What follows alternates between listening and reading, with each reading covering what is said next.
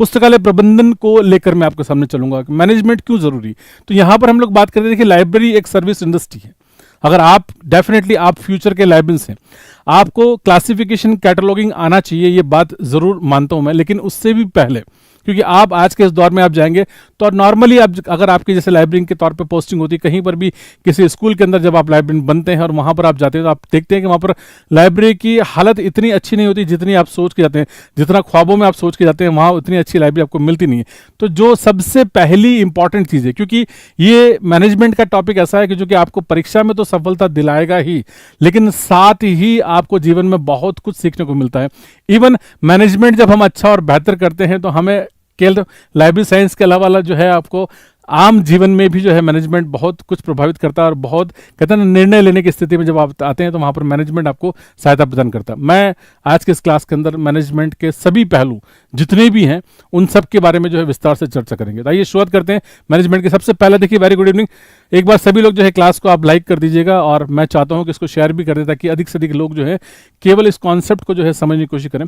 पुस्तकालय प्रबंधन एक बहुत ही महत्वपूर्ण भूमिका निभाता है, क्योंकि 2 यूनिट, पहली फंडामेंटल की यूनिट है और सेकंड आपकी लाइब्रेरी मैनेजमेंट की यूनिट है, जो कि आपके इस एग्जाम में जहां पर 65 क्वेश्चन जो आने वाले हैं उसमें से लगभग 15 से 20 क्वेश्चन आपको मैनेजमेंट के ही देखने को मिलेंगे। चलिए, क्या होता है प्रबंधन से हम लोग बात शुरू करते हैं। सबसे पहली बात है कि मैनेजमेंट कहते किसे हैं, तो लिखा हुआ all the efforts made by an organisation to fulfil the objective of the organisation are called management. यानी कि किसी संगठन द्वारा संस्थान के उद्देश्यों की पूर्ति के लिए किए गए समस्त प्रयास ही प्रबंधन कहलाते हैं। यानी कि अगर कोई भी इंस्टीट्यूशन है, संस्थान है, तो संस्था के उद्देश्य होते हैं। जैसे नॉर्मली जैसे हम स्कूल की बात करेंगे, आपसे ये सवाल नॉर्मली देखिए, अभी एमआरएस के अंदर तो आपका इंटरव्यू है नहीं, लेकिन हाँ जब केवीएस के अंदर था तो ये बात मैंने जरूर कही थी कि आपसे ये पूछा जाता है कि why you want to become a librarian, आप लाइब्रेरियन क्यों बनना चाहते हैं, और दूसरा प्रश्न ही आता है कि आप लाइब्रेरियन बनकर हमारे लिए क्या करेंगे। यानी कि ये सवाल इंटरव्यू में पूछा जाए या ना पूछा जाए, लेकिन आपको इस प्रश्न का उत्तर बहुत अच्छे से पता होना चाहिए कि आप किस प्रकार से पुस्तकालय में कार्य करेंगे। मैनेजमेंट का रोल वहाँ पर जरूर आता है। तो किसी भी संस्थान के लक्ष्यों की प्राप्ति के लिए, यानी कि अगर मान लीजिए जैसे स्कूल से, स्कूल का जो बेसिक जो लक्ष्य है उसको प्राप्त करने के लिए मैनेजमेंट बहुत जरूरत है। यहाँ पर हम लोग लाइब्रेरी की बात करते हैं, तो लाइब्रेरी हम लोग क्यों बनाते हैं, तो डेफिनेशन मैंने आपको बताई थी। अगर शुरुआती दौर में आपको ध्यान हो तो अगर पुस्तकालय की परिभाषा से ही लेकर चलते हैं कि लाइब्रेरी क्या है, तो लाइब्रेरी डिफरेंट तरह के यानी कि विभिन्न प्रकार के रिसोर्सेज का एक संकलन है जिसमें एक निश्चित क्रम में व्यवस्थित रखा जाता है। लेकिन रखते क्यों हैं, तो रखने का कारण जो है वो है पाठक। पाठक को अच्छी बेहतर सेवाएं हमें प्रदान करनी है, तो हमारे लिए यूजर हमारे लिए सर्वोपरि है। रंगनाथन ने भी ये कहा कि यूजर या पाठक आपके लिए सबसे महत्वपूर्ण है। तो पाठक को अच्छी बेहतर सर्विसेज और सेवाएं कब दे पाएंगे, जब आपके पास उसको देने के लिए बहुत अच्छे और बेहतर संसाधन होंगे। तो संसाधनों का श्रेष्ठतम उपयोग इस प्रकार से करना ताकि हम संस्था के लक्ष्यों को प्राप्त कर सके, ये मैनेजमेंट की डेफिनेशन है। तो मैनेजमेंट ये इन जनरल है, लेकिन अब डेफिनेशन से आगे बढ़ते हैं कि management is essential for achieving the goals of the organisation and management is the optimum use of resource. यानी कि संगठन के लक्ष्यों की प्राप्ति के लिए प्रबंधन अति आवश्यक है, ये बहुत ही इंपॉर्टेंट है, और संसाधनों का श्रेष्ठतम उपयोग ही प्रबंधन कहलाता है। नाउ ये तो हो गया मैनेजमेंट। नाउ ये लाइब्रेरी में क्यों जरूरी है, या मैनेजमेंट जो है हम लोग किस प्रकार से अचीव कर सकते हैं, ये छोटे छोटे प्रश्न हैं जिनका उत्तर आपको डेफिनेटली आना चाहिए। तो मैं यहीं पर आपको लेकर चल रहा हूँ। सबसे पहली इंपॉर्टेंट बात कि रिसोर्सेज कैन बी, यानी कि संसाधन जो है वो मानव हो सकते हैं, वित्तीय हो सकते हैं और भौतिक रूप में हो सकते हैं। यानी कि जितने भी संसाधन है और इनका एक्सटेंसिव यूज जो है यानी कि अत्यधिक उपयोग जो है वो कुशलता और तकनीकी ज्ञान की आवश्यकता होती है। यानी कि अगर मैनेजमेंट अच्छा और बेहतर करना चाहते हैं तो डेफिनेटली जी, सो मैनेजमेंट को अच्छा बेहतर करने के लिए आपको संसाधनों का श्रेष्ठतम उपयोग करना। अब ये सवाल आता है कि लाइब्रेरी में मैनेजमेंट क्यों जरूरी है। लाइब्रेरी एक सर्विस इंडस्ट्री है, एक सेवा में संस्थान है। पुस्तकालय का निर्माण केवल और केवल पाठक को अच्छी और बेहतर सर्विसेज देने के लिए किया गया। तो पाठक को अच्छी और बेहतर सर्विसेज देने के लिए हमारे पास जितने भी संसाधन हैं उन्हें हमें अच्छे और बेहतर तरीके से काम में लेना। और प्लस दूसरी इंपॉर्टेंट बात, लाइब्रेरी साइंस का 5th लॉ शायद आप सभी को याद होगा, यानी कि 5वां सूत्र क्या कहता है कि library is a growing organism, एक बढ़ते हुए जीव के समान है। यानी कि आज अगर आपके पास मान लीजिए मैं कहता हूँ आपसे अगर 1000 किताबें हैं तो कल आपके पास वो 2000 होगी, 3000 होगी, 4000 होगी, 10,000 होगी, तो ऐसे धीरे धीरे बढ़ती जाएगी। आज अगर आपके पास 10 पाठक हैं तो कल 20 होंगे, 50 होंगे, 100 होंगे। यानी कि पाठक भी बढ़ेंगे साथ में और संसाधन भी आपके साथ बढ़ेंगे। तो ये दोनों चीज़ें बढ़ रही है। तो समय के साथ अगर चीज़ें बढ़ रही है तो मैनेजमेंट जो है वो अति आवश्यक है, क्योंकि आप अगर अच्छा और बेहतर प्रबंध नहीं कर पाएंगे तो आप अपने यूजर को अच्छी और बेहतर सर्विसेज नहीं दे पाएंगे। तो उनको अच्छी बेहतर सर्विसेज देने के लिए प्रबंध अति अति अति आवश्यक है। तो यहाँ पर इस प्रश्न का उत्तर भी मैंने आपको दे दिया, और हमने बात जब करी थी तो मैंने आपको बता दिया था कि लाइब्रेरी की बात करते हैं तो information is currently available everywhere and the library exist even there is a lot of information available because of the better management. यानी कि अगर बात करें सूचना की, तो सूचना आज की डेट में देखा जाए तो सर्वत्र उपलब्ध है, यानी कि सूचना की कमी नहीं है ना। क्योंकि कमी क्यों इसलिए नहीं है, क्योंकि अगर मैं मान लीजिए कोई भी आपसे सवाल पूछूंगा तो आपको वैसे भी होता है नॉर्मली, ये सभी की आज की डेट में हैबिट है, अगर कोई सवाल अगर आपसे पूछा गया तो सवाल का उत्तर कहाँ ढूंढने के, तो आपके गूगल महाराज आपके पास जाएंगे, गूगल पे आप क्वेश्चन अपना लिख देंगे और गूगल आपको एक अच्छा और बेहतरीन उत्तर आपको दे देगा। गूगल एक उत्तर नहीं देगा, आपको कई सारे उत्तर देगा। यानी कि अगर आपने एक सवाल पूछा तो 1000 उत्तर देगा। तो किसी लाइब्रेरी ने ये ज़रूर ये बात कही थी, कोटेशन आपने भी सुना होगा शायद, कि एक सवाल पूछने पर गूगल आपको 1000 उत्तर देता है, लेकिन उन 1000 उत्तरों में से सही और सर्वश्रेष्ठ आपके लिए कौन सा है ये लाइब्रेरियन बता सकता है। क्योंकि लाइब्रेरियन के पास भी 1000 उत्तर हैं और उसके पास कई सारे संसाधन हैं, लेकिन आपके द्वारा पूछे गए प्रश्न का सटीक और सही उत्तर देने के लिए लाइब्रेरियन जिम्मेदार है और लाइब्रेरियन इस काम को करता है। सो डेफिनेटली यहाँ पर अगर देखा जाए तो मैनेजमेंट यहाँ पर भी भूमिका निभा रहा है। यानी कि इतने सारे कहना समुद्र में से मोती खोजने का काम जो है वो लाइब्रेरियन करता है। और लाइब्रेरियन जिस प्रकार से किसी संस्थान के अंदर एक प्रबंधक की जो भूमिका होती है, उसी प्रकार से लाइब्रेरी का मैनेजर कौन है, तो लाइब्रेरियन जो है वो लाइब्रेरी का मैनेजर है, इस काम को करता है। ओके, सो इस बात से शायद आप सहमत होंगे, क्योंकि ये वो प्रश्न है, ये वो चीज़ें हैं जो आपको पता होनी जरूरी है। So library is called the knowledge centre and the librarian is the manager there. यानी कि पुस्तकालय ज्ञान का केंद्र कहलाता है और पुस्तकालय अध्यक्ष जो है वहाँ का प्रबंधक है। सो इट्स वेरी इंपॉर्टेंट, यानी कि अगर हम बात करते हैं तो आपको देखने को मिलता है। Is it clear? So definitely देखिए, लाइब्रेरियन की हम बात करते हैं, यहाँ पर आपको ये सब चीज़ें, पहले सबसे पहली चीज़ डेफिनेशन है, और डेफिनेशन के बाद जो महत्वपूर्ण बात है वो केवल इतनी है कि लाइब्रेरी के लिए मैंने पहले ही आपसे कहा कि यहाँ तो प्रबंध की परिभाषा, हालांकि बहुत लंबी बात की जा सकती है, लेकिन हमारे सिलेबस को अगर लेकर चले तो पहला सवाल जो है ये पूछा जाता है कि लाइब्रेरी के लिए मैनेजमेंट किसने लिखा, या हम किस प्रकार का प्रबंधन जो है लाइब्रेरी में काम में लेते हैं। तो मैंने आपसे कहा ना 4-5 नाम अभी मैं आपको बता रहा हूँ, आप शायद सभी लोग जो इन नामों से वाकिफ होंगे। टेलर का नाम आपने सुना है, फ्यूल का नाम आपने सुना है, उर्विक का नाम आपने सुना है, गुलिक का नाम आपने सुना है ना। देन पीटर एफ ड्यूकर का नाम आपने सुना है। ये सारे नाम वो हैं जो आप शायद आप बहुत अच्छे से जानते हैं, लेकिन इन नामों को लेकर इन्होंने किसी ने भी लाइब्रेरी के लिए मैनेजमेंट नहीं लिखा।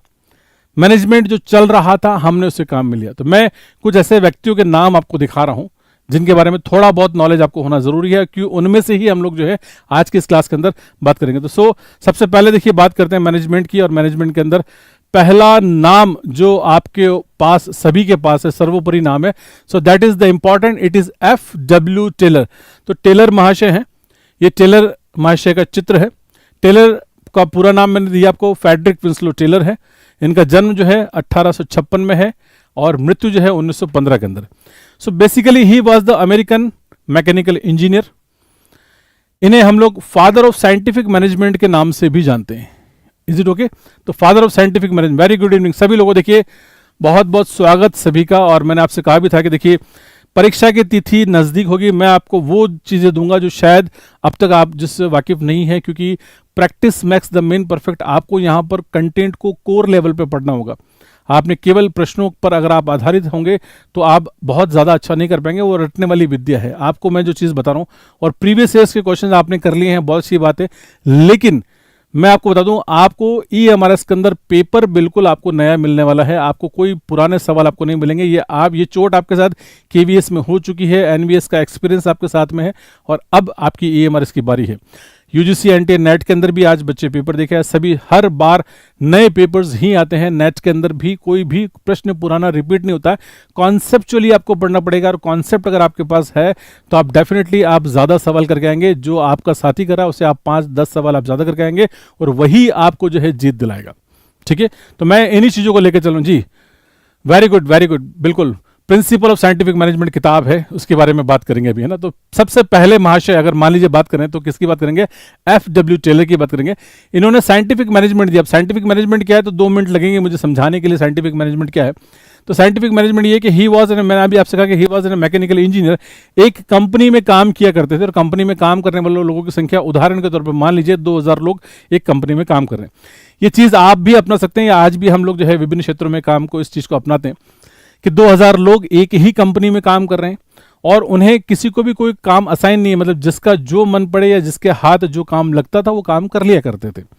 जब ये काम कर रहे थे तो टेलर ने एक एक्सपेरिमेंट किया और एक्सपेरिमेंट ये किया कि उन जो 2000 लोग काम कर रहे थे उनको 5 अलग अलग समूह में बांट दिया और उनको पर्टिकुलर एक ही काम करने को दे दिया कि आप ए काम करेंगे, फिर बी सी डी इस तरह के टास्क दे दिए उनको कि आपको रोज यही काम करने हैं। और उन लोगों को कहा कि रिपीटेटिवली इसी काम को करना, आप किसी दूसरे डिपार्टमेंट में कोई दूसरा काम आप नहीं करेंगे। जब ऐसी स्थिति बन गई तो टेलर ने देखा कि थोड़े ही समय बाद जो व्यक्ति लगातार एक ही प्रकार के काम को कर रहा था तो उसके अंदर कार्य निपुणता आती है, कार्य कुशलता आती है और देखा जाए तो कंपनी का जो प्रॉफिट था कई हजार गुना धीरे धीरे बढ़ गया।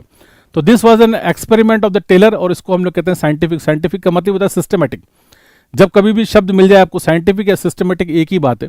और साइंटिफिक सिस्टमेटिक का मतलब है स्टेप बाय स्टेप, यानी कि जब हम विभिन्न चरणों में कोई काम करते हैं तो साइंटिफिक मैनेजमेंट कहलाता है और यही साइंटिफिक रिसर्च भी कहलाती है। मैंने आपको नेट की यूनिट के अंदर भी आपको टाइप्स ऑफ रिसर्च के अंदर भी बताया। सो टेलर महाशय ने सबसे पहले काम किया और इस थ्योरी को, इस सिद्धांत को जो है किताब के रूप में लिखा और किताब आपके सामने है and that book is known as the principle of the scientific management. 1911 के अंदर जो है किताब प्रकाशित हुई। Is it okay? So this is the book जहां पर कंप्लीटली साइंटिफिक मैनेजमेंट की कहानी जो है यहां पर लिखी हुई है, जिसको आप बहुत अच्छे या बेहतर तरीके से आप देख सकते हैं। Is it clear? सो ये टेलर का परिचय है। टेलर के बाद अगर कोई दूसरा नाम आता है तो वो आता है पीटर एफ ड्यूकर। पीटर एफ ड्यूकर यानी कि मैनेजमेंट बाय ऑब्जेक्टिव, ये नाम ये पीटर महाशय हैं, पीटर एफ ड्यूकर है, जिनका जन्म 1909 में हुआ और मृत्यु थोड़े समय पहले यानी कि 2005 के अंदर जो है पीटर एफ ड्यूकर की मृत्यु होती है। He is again known as the American management consultant के नाम से इनको पहचाना जाता है and father of the modern management. तो जो इंपॉर्टेंट बात है कि वर्तमान में अगर आपसे पूछ लिया जाए कि who is known as the father of the modern management, आज भी जो लोग एमबीए करते हैं तो एमबीए में जो है उनको पीटर एफ ड्यूकर की थ्योरी जो है यहाँ पर पढ़ी जाती है। So he is known as the father of modern management. Is it okay? Then management by objective यानी कि जिसको हम लोग MOB यानी कि मैनेजमेंट, इसको MBO management by objective, MBO की थ्योरी जो है वो किसने दी थी? ये भी एक सवाल आपका यहाँ पर कंप्लीट होता है कि पहला प्रश्न तो आपका हो गया। साइंटिफिक मैनेजमेंट अगर आपसे पूछा जाता है तो आप टेलर का नाम लेंगे और अगर मॉडर्न मैनेजमेंट पूछा था या मैनेजमेंट बाय ऑब्जेक्टिव पूछा जाता है तो क्या होना? Peter F Drucker. तो ये छोटी छोटी चीजें, यही कॉन्सेप्ट आपके आगे चल के जो है प्रश्न के रूप में कन्वर्ट होंगे। Is it okay? चलिए आगे बढ़ते हैं। पीटर एफ ड्यूकर के बाद जो हम लोग बात करते हैं तीसरा नाम, जो कि एक बहुत बड़ा नाम है और वो है आपका हेनरी फ्योल। तो फ्योल और टेलर जो है वो दोनों साथी रहे क्योंकि दोनों का जन्म और मृत्यु लगभग समान है, एक ही बैच के, यानी कि दोनों समकक्ष हैं। ये हेनरी फ्योल का चित्र है, आप देख सकते हैं। He was French mining engineer, ये भी माइनिंग इंजीनियर है और फ्रेंच माइनिंग इंजीनियर होने की हैसियत से इन्होंने फंक्शन ऑफ द मैनेजमेंट लिखा 1916 के अंदर और प्रबंधन को जो है उन्होंने अपने हिसाब से डिफाइन किया। प्रबंधन को 5 चरणों में, पहला प्लानिंग है, दूसरा ऑर्गेनाइजेशन है, तीसरा डायरेक्शन है, चौथा कोऑर्डिनेशन है और 5वां क्या है? कंट्रोलिंग है। तो ये जो 1916 में फ्योल साहब ने जो सिद्धांत दिए थे, इन्हीं सिद्धांतों को जो है फिर से, यानी कि यहां पर 5 है और इन 5 में से 2 को और बाइफरकेट करते हुए जो है सिद्धांत दिया उर्विक और गुलिक ने दिया, जिसको पोस्ट कोऑर्ब के नाम से आप जानते हैं। तो केवल 7 चरणों में है, तो 5 के उन्होंने 7 किए, फर्दर उन्होंने डिफाइन किया और पोस्ट कोऑर्ब बना। तो पोस्ट कोऑर्ब बहुत फेमस हुआ और कई बार पूछा था POSDCORB पोस्ट कोऑर्ब का पूरा नाम क्या? अभी ये सारी चीजें आपको याद होने वाली। तो फ्योल ने 2 काम किए, पहला functions of management 1916 and then उसके बाद सेकंड जो सबसे इंपॉर्टेंट काम किया कि प्रबंधन के 14 सिद्धांत लिखे, यानी कि 14 प्रिंसिपल्स ऑफ द मैनेजमेंट। तो 14 सिद्धांत में से भी अक्सर क्वेश्चन बन जाता है कि 14 सिद्धांत कौन कौन से हैं।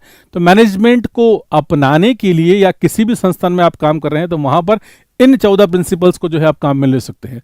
कौन कौन से प्रिंसिपल्स हैं तो मैं आपको वो दिखा रहा हूं। सो ये प्रिंसिपल ऑफ मैनेजमेंट कहलाते हैं।